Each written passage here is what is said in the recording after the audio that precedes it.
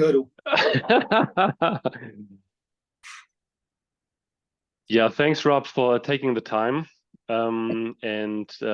Especially thank you for setting up the camera in the lab, because that gives us the opportunity to see what you're working on. I can't remember the first time we talked to each other, but I think it was after a video of your hand went kind of viral on my account on LinkedIn, and I think we got in touch. There, yes, there it is. It looks beautiful. Thank you very much. This is in fact is the old one. So this was printed on my my machine, and I'm trying to get through the build guide for the new one, and that's printed with actually it's the same model. But I never filmed it the first time I made it, so I'm trying to teach people how to make it. It's not as easy as I thought. I mean, you do have your own YouTube channel, quite successful. I think the last time I had a look at it was 15K subscribers, and but maybe we started. Got 13K, 13.6 now, I think. I have a lot of subscribers. I don't have many views of ours because I make really bad videos.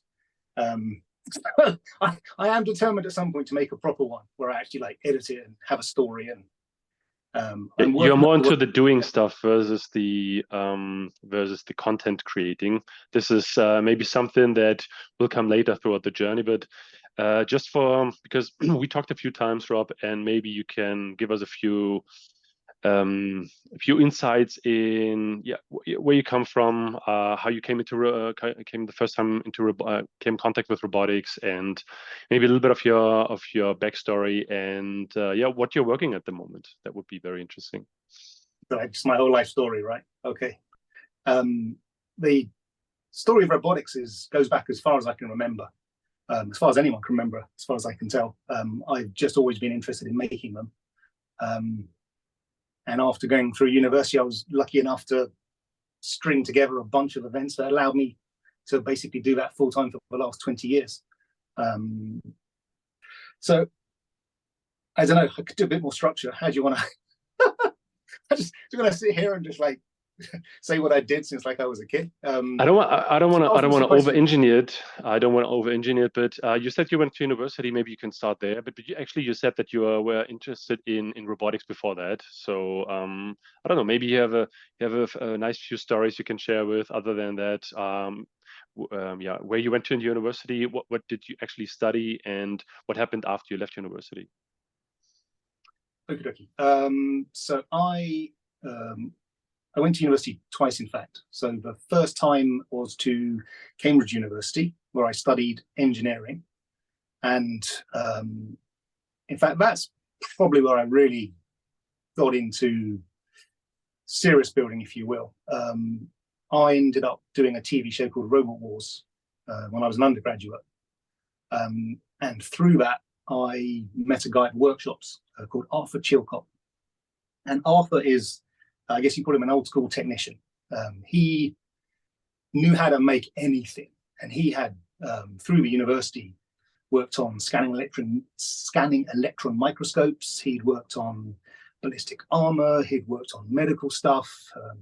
He made the core drills, which drilled out the Antarctic ice samples. So he had a huge range of knowledge on how you actually make stuff.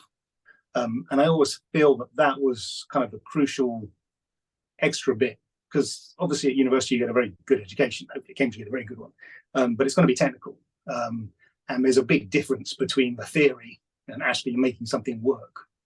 So I kind of got both there. I mean, Robo Wars was a real baptism of fire, because you don't have a lot of time, and you've got to turn up at a studio, and it's got to work in front of cameras. So it was. Yeah, there was a lot of experimenting, a lot of getting things wrong. So you said these you met him at a workshop. Was this through the university or afterwards? Yeah, so I do have a habit. I have a habit of just going straight to the top of an organization. I went straight to the head of the engineering department. He was like, pay grades of other people I would normally deal with. And he loved the idea. So he said, yeah, give give this guy whatever he wants. And it went all the way back to the workshops. So by the end, I'd really annoyed a lot of people. And if you're still listening and you're out there, I am sorry about that. And where was that? That was Cambridge University. So while I was an undergrad, we took over like half the workshop to build this thing. And then I did it again the next year, possibly the year after that as well, actually. What year are we talking about? Oh, crikey. When did I graduate? Graduated in 99. So this must have been about 96. I'm awful with dates. I think it's on YouTube. If you look it up, the robot was called Mortis, M-O-R-T-I-S. And it was the first axe bot. It had a blade, which was about 25 centimeters long, which we machined from a solid block of steel. It weighed, God, I don't remember. It was heavy, 5-6 kilograms. And it was differentially tempered and hardened because that's something else Arthur knew how to do. So it's like a proper bit of engineering. And we could punch a hole through a 4mm sheet of titanium with that. Repeatedly, we could do it 3 times a second. So what was the goal of the workshop? Huh? What was the goal of the workshop? You said that you built something. Can you elaborate on that? Yeah, that's what we built in the workshop. We built this fighting robot. Fighting robot. Oh, now I got it. So Robo Wars is a TV show where you take radio-controlled toys, basically, but real big ones. They call them robots. They weigh 250 pounds, which is about 113 kilograms, and you radio-control them and you fight them until one of them stops working. And was this just within your university or other universities as well? Excellent. You said you've never heard of Robo Wars? I did, but I mean, regarding because this is 1996, you said, right? So there's no YouTube. Yes, it's a long way. No, there is. If you look it up, it's all still on there. And also I did BattleBots, which is still going now. They're trying to do season 8. And so 20 years later, I went back to BattleBots with a humanoid. But back in the day, when I was an undergrad, it was Robo Wars. I guess it was very big on English TV. But, wow, now I'm feeling old. I mean, I will look it up afterwards and try to include the link somewhere. So this was the first time that you really got into building robots versus just studying and learning about them theoretically. And so what happened after? That's not true. I built 2 hands, which I don't have here, unfortunately. But I built 2 hands when I was at school for my my higher education, if you will, before I went to university. So I'd always used the workshops. So before I went to a school which had a decent workshop, I used to just build in my house just on I just had a big special blanket I had to put out so I didn't damage the furniture. And then I just build stuff on there, starting I guess in Lego, and then in cardboard, and bits of wood and just anything I could get my hands on. But eventually that turned into machined aluminium, and now it's all 3D printed plastic. Yeah, I mean, the people are very interested in that hand. We come back later to that one. You said so. We're talking about the Robo Wars, and so when you finished university, what was the next step after that? What happened? Oh, crikey. Gonna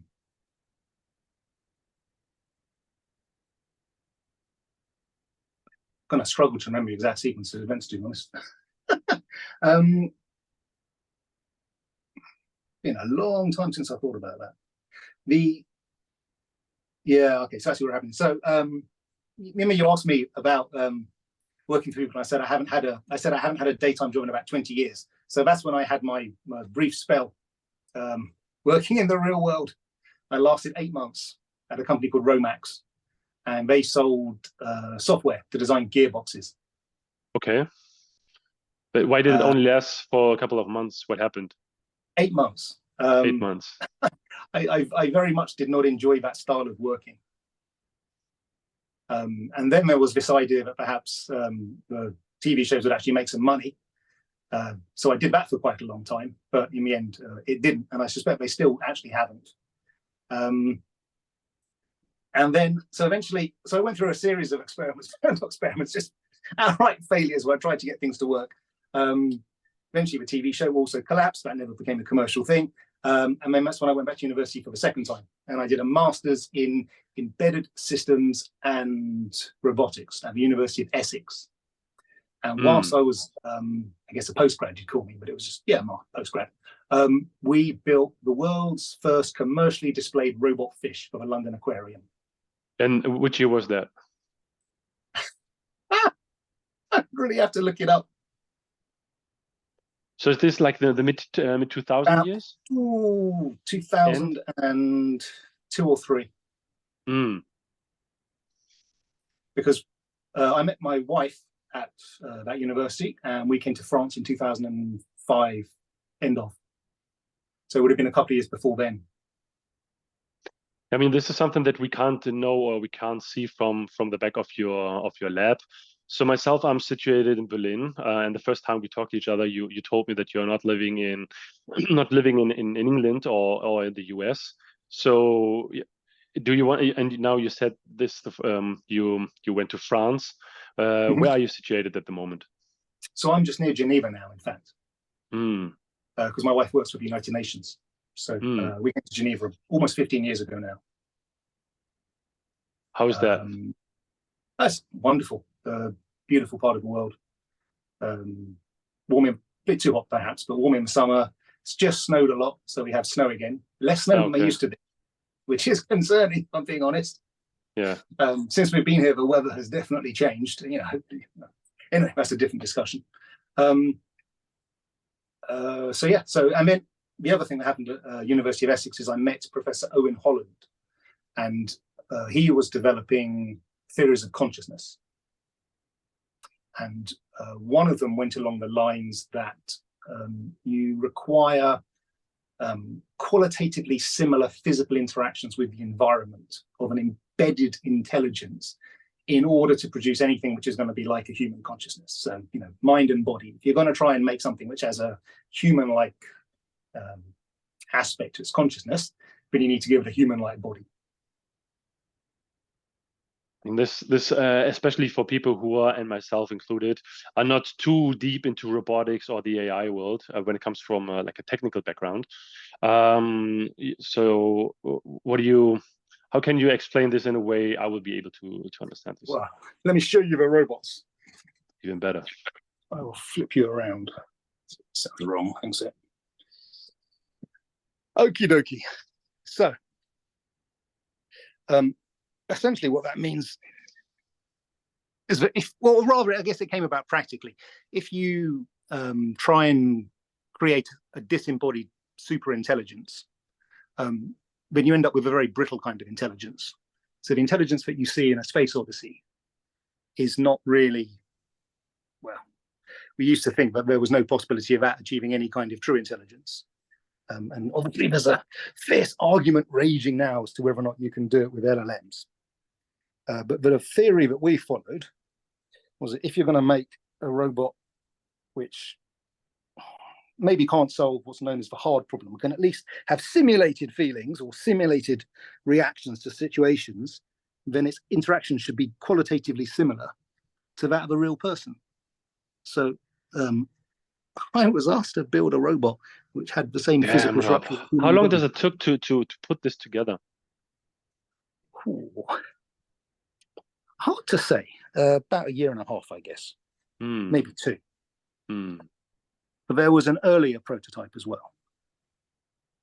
So this is the torso and parts of the head and 1 arm or 2 arms? Looks like 2 arms. There's 2 arms, yeah. All right. So in many ways, this is the most anatomically complete because it has the most, I guess, the most degrees of freedom. Got those 2 forearm bones there, which we had a mathematician. See, I've broken one of them now. There was a mathematician in the group, Veliko Botkonyak, and he was horrified by the design of this thing in terms of trying to model it. I mean, you can see the shoulder dislocated. So that is what's known as the glenoid socket. And that, if I put it back in, that's the shoulder ball, that thing there. And if you dislocate your shoulder, that's what happens. Let's not do that completely, it goes like that. So, and when it comes to the part of really being able to move that robot, because there is a lot of cables, right? And also, as this one has shoulder blades. So this one has collarbones, shoulder blades. So as far as I know, this is the most anatomically accurate. robot. So how many people in total worked on that model? Just me. Just yourself? Crazy. And so when was the last time that you actually moved it? Very long time. This one actually, I suspect, would still go fairly easily because it's relatively simple. The issue is that everything is outdated on it. So I may have the debugging tool somewhere, but there's a reasonable chance that if I switch it all on, and I could get the interface working, this one would actually move. There was a few that came later. I don't have them all anymore. This one's got probably the most complete because it's got the legs as well. But it was never mechanically strong enough to walk. It could just stand up, and you see it's got a pole there which supports it. Will you ever be able to put some other hardware, some surface on it? Because right now we can see through the robot, right? So if we're talking about humanoids, we are always thinking about something that looks very similar, but mostly covered in metal. Some freakish things I've seen with like silicon or other materials that are replacing or mimicking the human skin. Did you ever thought about putting something above it? Oh, no, of course. I've considered that for a very long time. I've always thought that it's going to be one of the hardest things to get right, and that it's not really that necessary at the moment. And the technologies which exist, they've got much better recently. Actually, if you look at some of the films, some of the special effect films. Do you have videos of that one? Special effects in films. I'm thinking of. All that would have been run the wrong way. You have to cut that differently.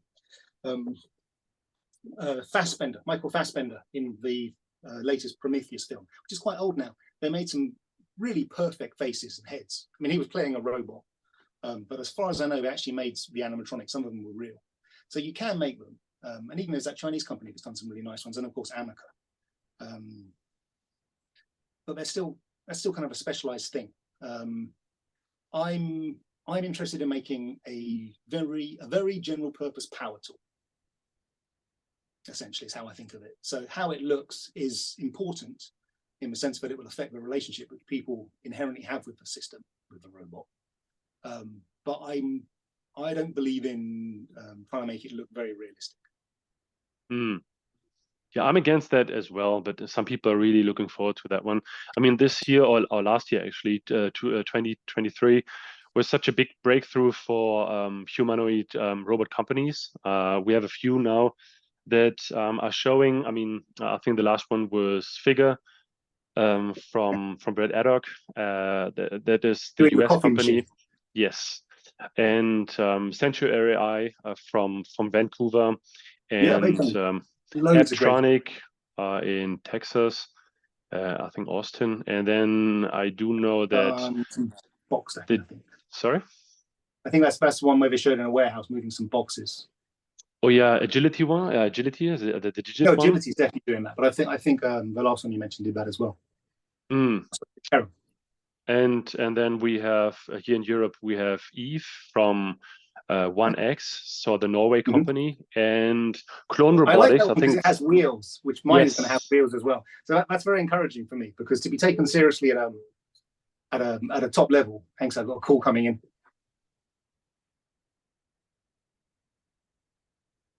You with us? Can you see me again?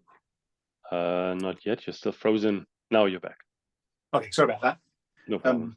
Thanks. I may have to send someone a message. If it rings again, I'll go and send them a message on my computer. Well, let me plug you in again. All right, sorry, do you want to restart the question? Yeah, I just wanted to know that what is your... Eve, wasn't I? Yes, I like Eve because it has wheels. Yes, and so mine will have wheels, and so this is reassuring that that's acceptable. It kind of just leans immediately into the debate about whether or not they really have to walk, and I think that really having them walk is not a good idea, actually. You don't think it's a good idea? Why is that? Not generally. I think specialized ones, you're going to want them to have legs, and walking around will be interesting. But in terms of a general purpose robot, which is just going to do a lot of things as economically as possible, I think putting legs on it is an enormous red herring. But we'll see, right?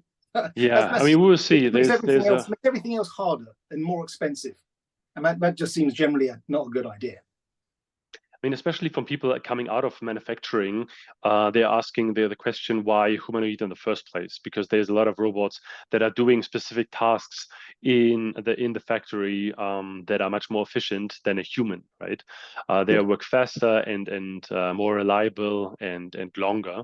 So why human being? But yeah, then one of the arguments is that these kind of like human robot or humanoid robot would be much more easy to put on different working places versus some specific machine that was only designed for a specific purpose at a specific working place. But I mean, there's these. As I say, I think you can get there from first principles, but the argument as to why you need them is if you look at a manufacturing system now and you use the best manufacturing technology available, then you still need people. We never reached the lights out factory, and we've certainly never reached the lights out factory for a very flexible style of manufacturing. So these were the kind of the manufacturing dreams when I was at university, but it just hasn't happened. You still need people in there. So the next thing that you can do is make those people be able to service a much greater number of machines. And what the machines have to do is copy what the person was doing, then that's why you need a humanoid form factor, at least in the bit which is typically the hands and seeing stuff. And then that's what you need to copy that. Yeah, I mean, there's a bunch of people that's saying it will take a much longer than some of the company owners, CEOs pushing out there, because we just saw I think there was a new video last week from the Tesla bot. I think that was pretty neat. And yeah, if you look through the forums, if you talk to people in the industry, everyone is very skeptical about the real advantage that came out of it, and the real progress that happened. And especially when you look at the papers in the last few years, you can see on Twitter, for example, you see this that people are using the images or the videos that you see from Figure, from Tesla, and people really tearing them apart, right? And talking about some of these breakthroughs had been 2 or 3 years ago, and now we have some visibility to that. Yeah, but in the very end, we will see how long it actually will take. I mean, I think level 5 autonomous driving is proclaimed by Elon Musk since 2016 or 17. So we still haven't reached that yet. That's clearly untrue. So if you're going to start using that as no one's done level 5. Right? Yeah. So it might take a little bit longer. The problem is that if you start bringing in Tesla and the way that it's being used so blatantly as a marketing and a distraction tool, then that to me is muddying the waters. It's very impressive what they've done in the time they've had. I think it's moved the conversation on a lot in terms of the general perception. But I take it to a point of a much more fundamental look at how technologies have always emerged, which is that right up until they come out, it is the sensible thing to expect that they're not going to happen. So we're all kind of going to be surprised when it finally does. But even in the way that you're talking and trying to take a kind of more skeptical line, it's clear that in your mind it's going to happen now. Is that reasonable? I mean, these like surprises, like a revelation or like a premiere with a product that is working in a way we haven't expected before, didn't happen too often, right? So very often you have an incremental improvement over time of things, right? These are the big shifts, like horses to cars.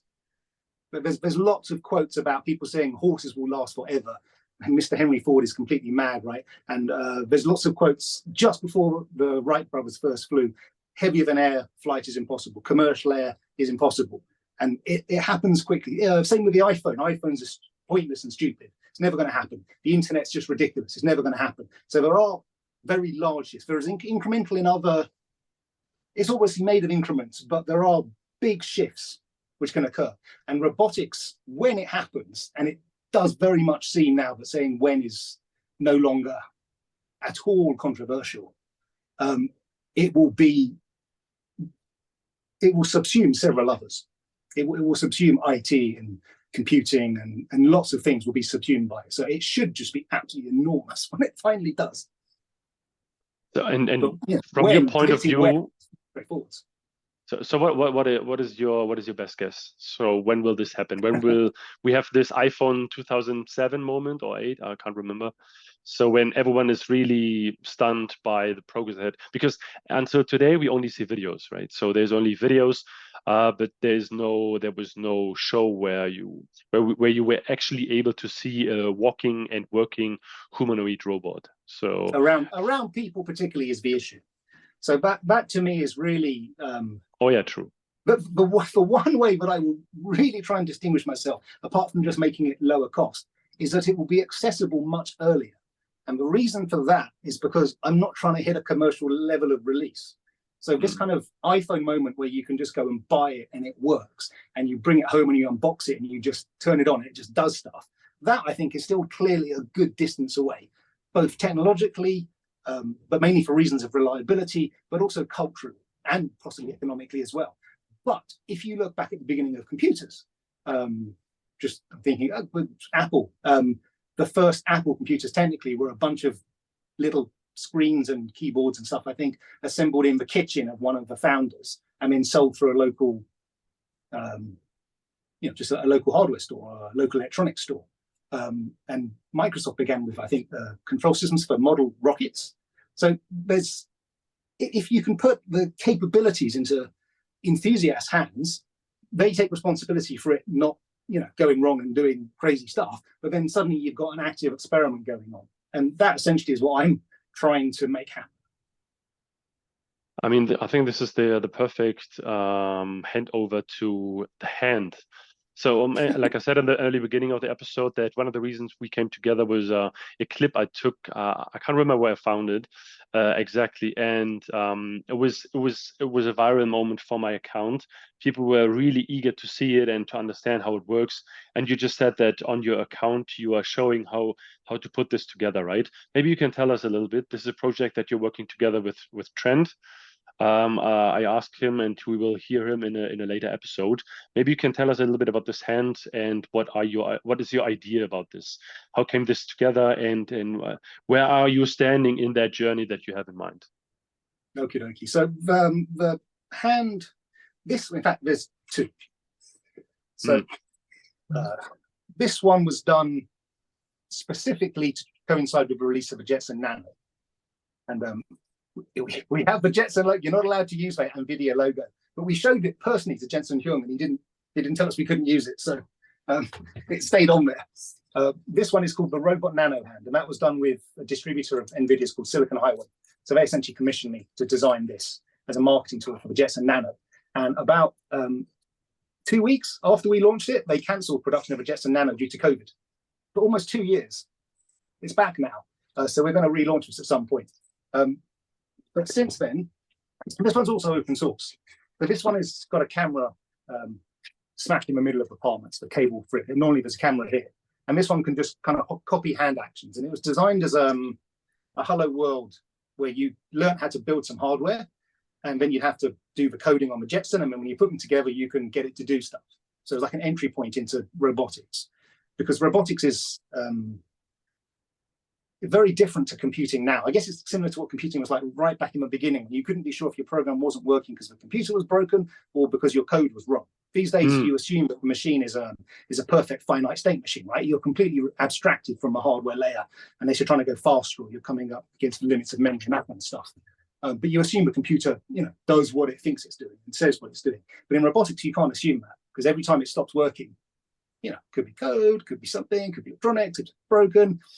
So it's a very different proposition to use robots on a daily basis.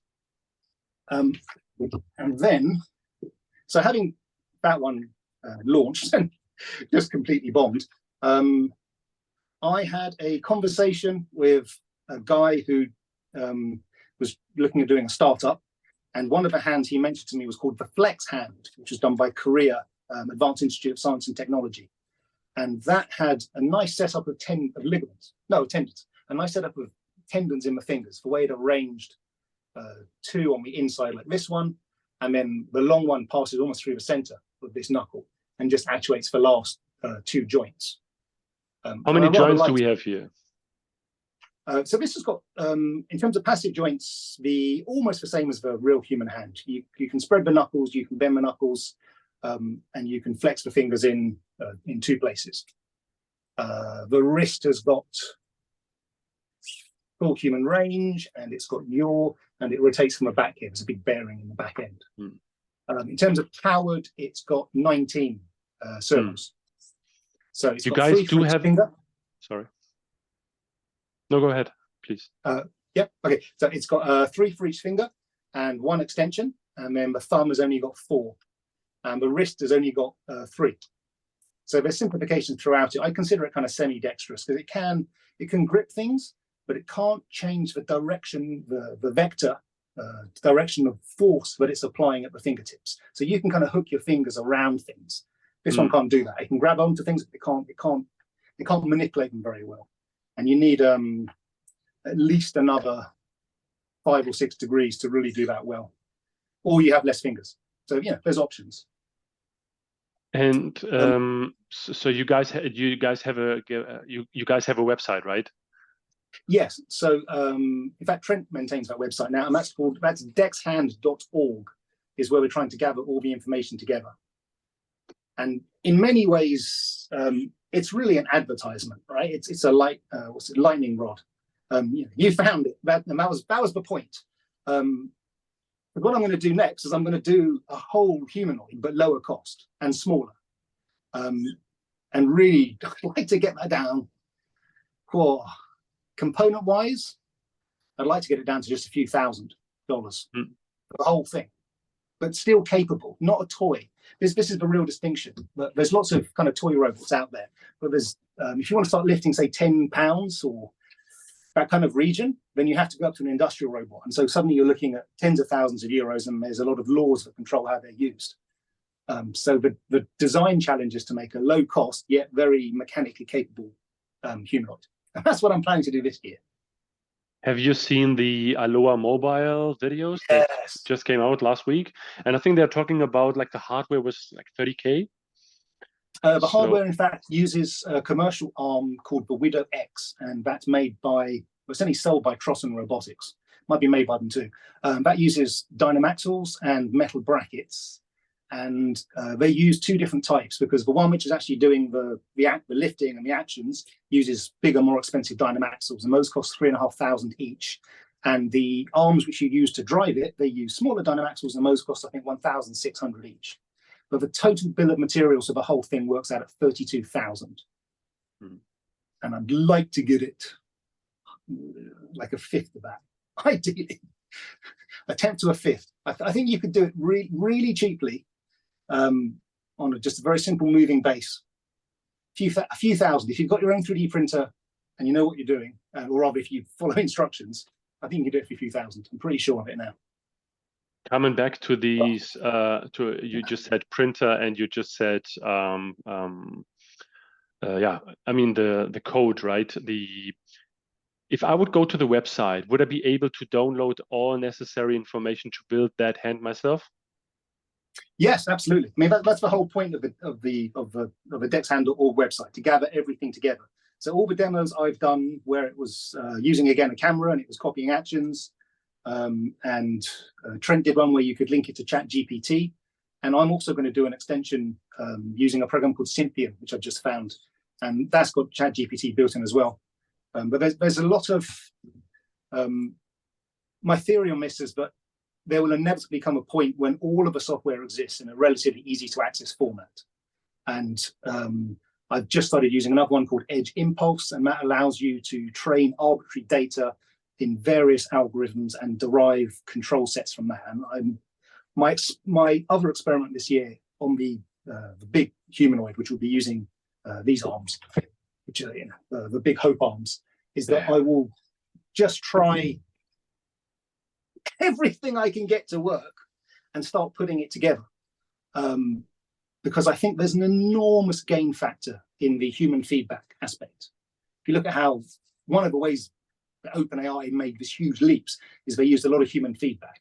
So if you tell the systems where to learn and where to look, they should get much better at, and that's what you're seeing now. They get much better at a small thing. and they don't yet know how to link all of that together. But if every robot has essentially got a human driver in the beginning that does all that for them and deals with the really difficult stuff like social context and maintaining safety in a crowd and things which the AIs are just really, really going to struggle with for a long time. It also gives ownership to the person that's built it, and they give some agency, some inherent agency to the machine. And then that's what I want to try and do: get a lot of people to build them and take them around and show them an experiment. And I think if you have, that's a probability game. If you have a lot of people that are trying, are looking in a search area, you're just going to make progress faster. So you give them the tools and get on and build stuff. So the hand is just to say, look, this is serious, right? Start with this. Prove to yourself you can build one of these. And by the time you finish that, you can start on the full humanoid, and then just start getting it to do stuff and see where we end up. That's as far as I can plan.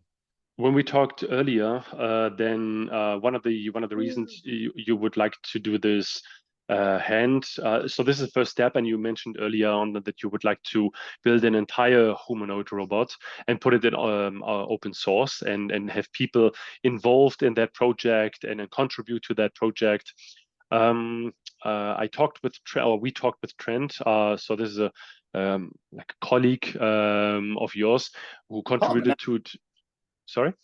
A partner now, because we're developing the V2, which is the one which came afterwards. This is going to be turned into an industrialized, warranted product. Because not everyone wants to build robots, right? I mean, I think it's a brilliant thing to do. And I hope at least there'll be a few thousand, tens of thousands around the world. But, that'd be great. But the vast majority of people just want to, buy something which works. So Trent's much more serious than I am, much more realistic as well. So with him, we're going to, you just buy this off the shelf. In fact, we're doing a rental model in the beginning. So you just rent it, use it for your experiments. Do you have a timeline for that? I think the first ones are going out. We're very soon, shall we say? Yeah, very, very soon. In this year? Oh, hell yeah! All right. You said earlier that feedback is a big thing to make things better and faster better. Feedback is something that I'm looking for this episode. We made it just over 30 minutes, and I'm looking forward to get feedback to that episode as well, because I'm trying to understand, would people like to hear longer episodes, or is 30 minutes like a perfect time? I think the last time we spoke 1.5 hours. I don't think to go on a bit. I know I do. So I would like to say, to make a cut here, I would like to say thank you for taking the time. And we already talked about having an episode together with Trent as an anniversary for the 10th episode, if I would be able to make it so far. Thanks. If people are really interested in, I will put some links into this episode, and people can get in touch with you, and people can have a look at the DexHand. And if you said this year will be the year where people can actually buy the newest version of it, I think people would be very, very happy. Well, I hope so. I mean, that is, and you don't have to buy it outright. You can just rent it for a bit, because there's always a lot of capital, and also it's going to evolve a lot. But this is the one which did the challenge where it was spinning the balls round. So that's the other thing I'm trying to make happen. I want to have a world record attempt for some dexterous task, but possibly you saw that video, right, where it can turn the balls. That's like a Chinese meditation thing. I did. So if there are robot companies out there that can get their robot hand to do that, see who can do it the fastest, because it's something easy to time. I remember that link, that video you showed it a few weeks ago. I was trying to include the link as well. And thanks again for taking the time. And I'm looking forward to our combined episode with Trent. And thanks again for taking us within your holy lab. And my crazy world. Yes, and I wish you a nice day. And thanks again. If there's any question, people can reach out to you, correct? Sure. Yeah. I mean, it's great to hear from people, hear what we're up to. Trying to create a robot movement. Nice. That'd be cool. Finally bring around this open era of robots, which are accessible, so you can understand them and they can get them to do all the things they've dreamt of getting robots to do. It's gonna happen soon. I'm absolutely convinced. How soon, I guess, is that's an active question. But I'm going to try and make it happen as quickly as possible. Yes, I'm pretty sure that you are right, that this will happen very soon. I say thank you and talk to you soon. Very much. Take care. Bye bye. Cheers. Bye bye.